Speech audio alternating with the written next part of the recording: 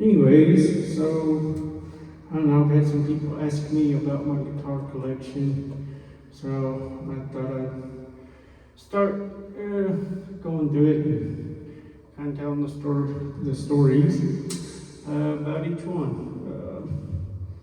This one here's a Fender Lone Star Strat I bought.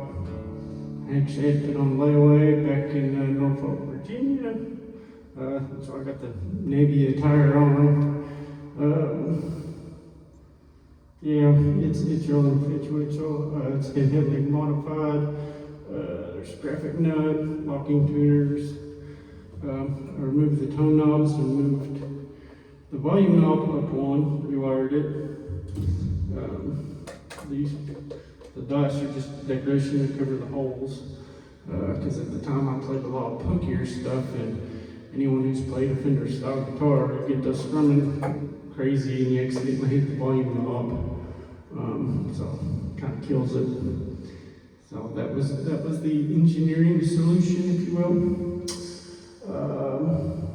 Let's see, the real story behind this one is it's named Laura. I actually painted her name under the pick guard here. So Laura was a waitress at the Music Box just outside Bay Center, Norfolk. It's no longer there, unfortunately. I spent probably way too much money and time there, but hey, what are you gonna do? But her story was she was a waitress there, and I was having some mental problems due to a previous experience, and they had a drink there called 911. It was a mixture of 13 different shots in some kind of topper, of course, and it was in this big mason jar. So it had quite a bit of alcohol. One night I got really bad and drank 2 of them. Laura ended up getting, I guess, kind of impressed that I could consume that much alcohol, was still coherent, and could stand without falling over.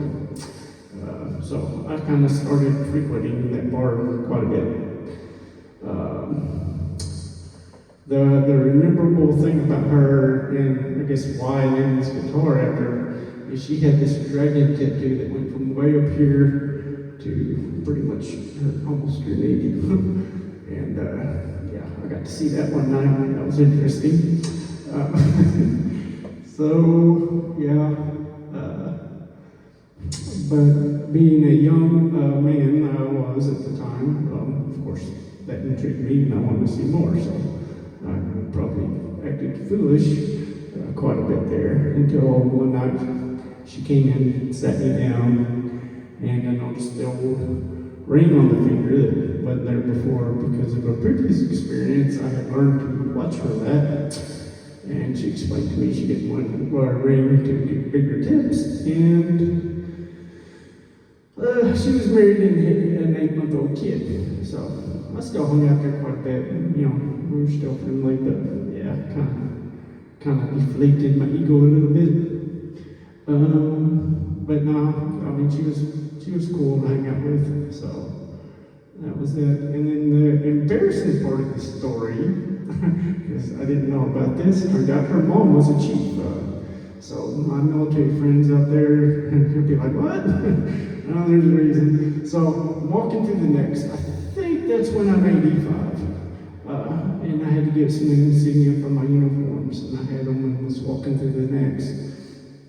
And for those who aren't military, the next is the Navy's store, basically. And I happened to see her. And she was pushing the cart with her child.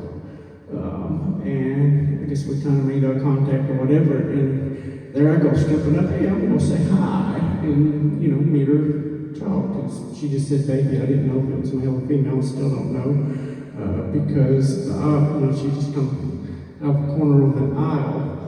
And her mom, I guess, noticed the look on her daughter's face and like stares me down. And I was thinking, Keki, and I was like, holy shit, that must be your mom, and she's a chief. So I freaking banked hard to port and got the hell out of there. because, yeah, it was not a good look, not at all. Like, who is this idiot hitting on my daughter, you know? So this kind of a tribute, and that's why I named it. My idea is just to pick a guitar, tell the story, and then see what comes up. So, let's see.